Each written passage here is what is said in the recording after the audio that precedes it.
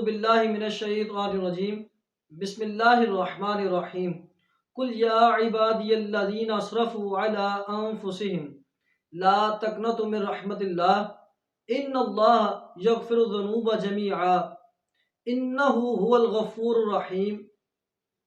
بے شک انسان کی فطرت میں ہی کوتاہی ہے، انسانی فطرت ہے کہ وہ کبھی گناہ کرتا ہے، کبھی غلطی کرتا ہے، کبھی خطا کرتا ہے، لیکن یہ کوئی کمال نہیں ہے کہ انسان کوئی گناہ کر دے، لیکن سب سے بڑی غلطی یہ ہوتی ہے کہ انسان گناہ کر کے دوبارہ پلٹے نہ، بلکہ وہ رب تعالیٰ کے حضور اپنے گناہوں کی معافی نہ مانگے۔ رمضان المبارک کا دوسرا عشرہ جیسے کہ مغفرت کا عشرہ کہلاتا ہے، دن رات اللہ تبارک و تعالی لوگوں کو معاف فرماتا ہے، اور جن پہ جہنم واجب ہو چکی ہوتی ہے اللہ تبارک و تعالی ان کو جہنم میں سے نکال کے جنت کی طرف منتقل فرما دیتا ہے۔ تو میرا آج آپ لوگوں سے سوال ہے، کیا مغفرت کا جو دروازہ ہے اس پہ ہم لوگوں نے دستک دے دی ہے؟ کیا ہم لوگوں نے بھی ان لوگوں میں اپنا نام شمار کروا لیا ہے کہ جو لوگ جنت کے طالب بنیں گے، جنت میں جائیں گے؟ یقیناً یہ وہ سوال ہے جس کا جواب ہر مسلمان کو معلوم ہونا چاہیے۔ مغفرت کہتے کس کو ہے؟ مغفرت کا لفظی مطلب ہوتا ہے درگزر کرنا، چھپانا۔ صوفیاء نے کہا چھپانے کا مطلب اللہ تبارک و تعالی انسان کے گناہوں کو درگزر کر دیتا ہے، چھپا دیتا ہے اپنی رحمت کے سبب۔ اب یہ جو مغفرت ہے اس کی حدود کیا ہے، اس کی وسعت کیا ہے؟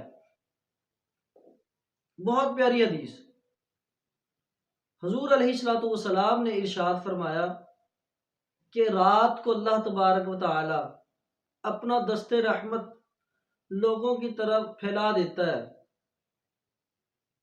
تاکہ جس بندے نے دوپہر کو کوئی گناہ کیا ہوتا ہے وہ رات کو توبہ کرتا ہے تو اللہ تبارک و تعالی اس کے گناہوں کو معاف فرما دیتا ہے۔ پھر کوئی شخص اگر کوئی رات کو گناہ کرتا ہے، پہلے تو کوئی بندہ دوپہر کو گناہ کرے تو اللہ تبارک و تعالی رات کو دست رحمت بچھا دیتا ہے، تاکہ کوئی بندہ رات کو معافی مانگے گا تو دوپہر کے گناہ معاف فرما دیے جائیں گے۔ لیکن کوئی بندہ اگر رات کو گناہ کرے تو کیا ہوگا؟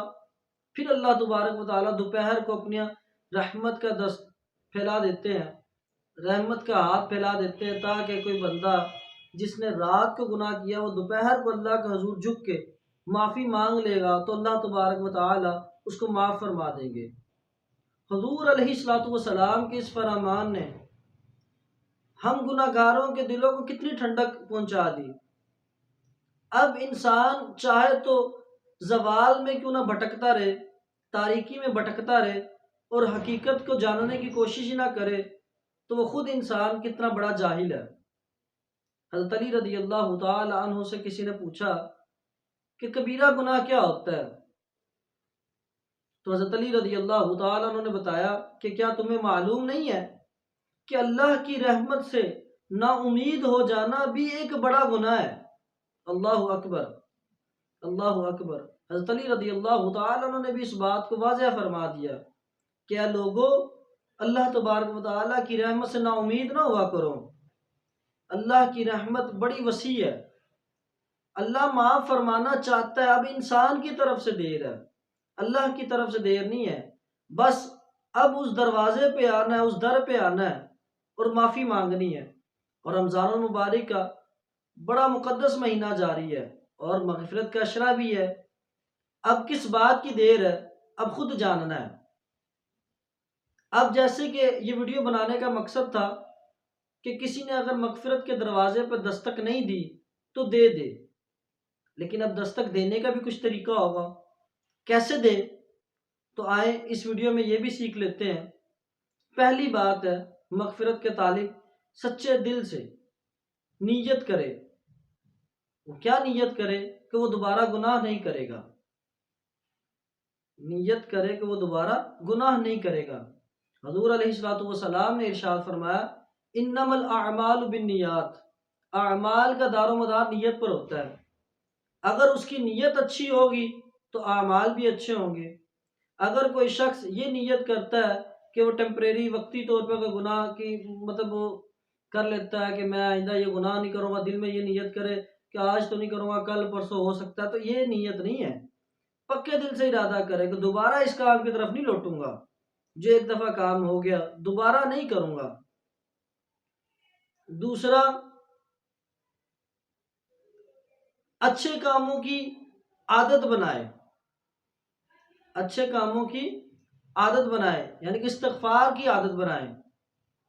اب استغفار کی عادت کیسے بنے گی؟ اب ہمیں یہ بھی طریقہ رسول اللہ صلی اللہ تعالی علیہ وآلہ وسلم نے ارشاد فرما دیا۔ ایک دفعہ حضرت ابوبکر صدیق رضی اللہ تعالی عنہ نے حضور علیہ الصلوۃ والسلام سے ارشاد فرمایا، اے اللہ کے محبوب دانۂ غیوب صلی اللہ تعالی علیہ وآلہ وسلم، مجھے کوئی ایسی دعا سکھا دیں جو میں نماز میں پڑھتا رہوں۔ تو آپ لوگ جان کر بڑے حیران بھی ہوں گے اور خوش بھی ہوں گے۔ اللہ کے محبوب نے حضرت ابوبکر صدیق رضی اللہ تعالی عنہ کو کون سی دعا سکھائی؟ وہ دعا کون سی تھی؟ اللہم انی ظلمت نفسی ظلما کثیرا ولا یغفر الذنوب الا انت فاغفر لی مغفرۃ من عندک وارحمنی انک انت الغفور الرحیم۔ اے اللہ، میں نے اپنی جان پہ بڑا ظلم کیا، مفہوم۔ اے اللہ تو معاف فرما، تو معاف فرمانے والا ہے۔ ابو بکر صدیق، جن کو حضور علیہ الصلوۃ والسلام نے کئی بار جنت کی بشارت دے دی کہ یہ جنتی شخص ہے، یہ جنتی شخص ہے، لیکن حضور علیہ الصلوۃ والسلام نے کیا دعا سکھائی نماز میں بھی؟ یہ اصل میں ہم لوگوں کے لیے بھی ٹریننگ تھی کہ یہ دعا کیا ہے کہ 24 گھنٹے بندہ دعا مانگتا رہے، مانگتا۔ رسول اللہ بھی 70 دفعہ استغفار کرتے دن میں۔ تو یہ ٹریننگ تھی کہ بندہ ہمیشہ عاجز رہے، بس کہ میرا مولا غلطی ہوگی معاف فرما، ہوئی یا نہیں ہوئی تو بحث ہی نہیں کرنی، میرا مولا معاف فرما۔ تو استغفار کی عادت بنائے۔ اس کے بعد حقوق العباد کو ادا کرے، اس کے بنا نہیں چھٹکارا کوئی بھی۔ حقوق اللہ تو شاید اللہ معاف فرما دے، اپنے حقوق العباد کا ادا کرنا بہت ضروری ہے۔ ابو کشیری نے بھی ایک واقعے کو نقل کیا۔ وہ کہتے ہیں کہ میں ایک دفعہ میں نے ایک عجیب جنازہ دیکھا۔ اس جنازے کا منظر کیا تھا کہ اس جنازے کو 2 آدمیوں نے آگے سے کندھا دیا ہوا تھا اور پیچھے سے ایک عورت نے کندھا دیا ہوا تھا۔ میں نے جب اس جنازے کی طرف دیکھا اور اس عورت کو دیکھا تو میں بھاگا گیا اور اس جنازے کو کندھا دیا اور اس عورت والی سائڈ سے جنازہ پڑھایا، دفنایا۔ پھر میں نے عورت سے سوال کیا، کیا آپ لوگ ویرانے میں رہتے ہیں، کسی جنگل میں رہتے ہیں؟ عورت نے کہا ایسی بات نہیں، ہم آبادی میں رہتے ہیں، کیونکہ ان کے ذہن میں تھا کہ شاید کوئی آبادی میں نہیں رہتے اس لیے لوگ نہیں ہیں۔ پھر کہا اگر آبادی میں رہتے ہیں تو کیا اس بندے کا جو جنازہ والا ہے، جس کا جنازہ تھا، اس کا کیا رویہ ٹھیک نہیں تھا؟ کہ ایسی بات بھی نہیں ہے۔ وہ عورت کہتی در حقیقت یہ جس کا جنازہ ہے نا، یہ میرا بیٹا تھا اور یہ جوان تھا۔ بڑا دکھی انداز میں وہ کہتی ہے، رو کے کہتی ہے یہ مخنث تھا۔ اب مخنث کس کو کہتے ہیں؟ عام روٹین میں، عام اگر سادہ لفظوں میں کہا جائے تو مخنث اس شخص کو کہتے ہیں جو نہ مرد ہو نہ عورت ہو، جس کو ہجڑا بھی کہا جاتا ہے۔ تو لوگوں نے اس کا جنازہ اس لیے نہیں پڑھا، اس لیے اس کو دفنایا نہیں، اس کو اہمیت نہیں دی۔ انہوں نے کہا یہ کوئی بندہ ہے، اس کو اس طرح یہ کہہ کے دھتکار دیا۔ میں اس لیے رو رہی ہوں کہ اس میں ہمارا کیا قصور ہے؟ اللہ نے جیسا پیدا کیا یہ ویسا ہی شخص ہے، لیکن لوگوں نے اس کی حقوق نہیں کیا تھا۔ لوگوں پر اب حق تھا کہ اس کو غسل دیتے، اس کو کفن پہناتے، اچھا اس کا جنازہ کے ساتھ چلتے، اس کو دفناتے، لیکن ایسا نہیں کیا۔ بعد میں کشیری رضی اللہ تعالیٰ عنہ اس عورت کو اپنے ساتھ گھر میں لے گئے اور اس کو جا کر کچھ آٹا بھی دیا، راشن بھی دیا، اس کو تسلی بھی دی اور واپس اس کو بھیج دیا۔ جب امام صاحب گھر میں سوتے ہیں تو رات میں دیکھتے ہیں ایک شخص جنت میں ٹہل رہا ہے اور بڑے مزے کے ساتھ ہے۔ جب پوچھا کہ تم کون ہو تو کہتا ہے میں وہی شخص ہوں جس کو لوگوں نے ابھی دھتکار کے پھینک دیا تھا، وہ ساتھ بھی چلنا مناسب نہ سمجھا تھا، لیکن اللہ نے مجھے اس لیے معاف فرما دیا کیونکہ دنیا میں نے اتنی مشکلات کا سامنا کیا تھا، دنیا میں لوگوں نے میرا ساتھ نہیں دیا تھا، تو اللہ تبارک و تعالیٰ نے میری اس پریشانی کو دیکھتے ہوئے اللہ تبارک و تعالیٰ نے مجھے آخرت میں بغیر حساب کے معاف فرما دیا۔ لیکن اس واقعے سے دو تین چیزیں سبق ملتی ہیں۔ پہلی بات، صبر کریں، اللہ صبر کرنے والوں کو پسند فرماتا ہے، ان اللہ مع الصابرین، اللہ صبر کرنے والوں کے ساتھ ہے۔ دوسرا، جن لوگوں نے حقوق ادا نہیں کیے تو انہوں نے کیا کیا ہوگا؟ ہمیں چاہیے کہ ایسا نہیں کرنا چاہیے تھا، تو حقوق العباد کا خاص خیال رکھنا چاہیے تھا۔ تو مغفرت کا جو دروازہ اگر کوئی کھٹکانا چاہتا ہے، کوئی نوک کرنا چاہتا ہے، تو اس کے لیے ضروری ہے حقوق العباد کو لازمی ادا کرے۔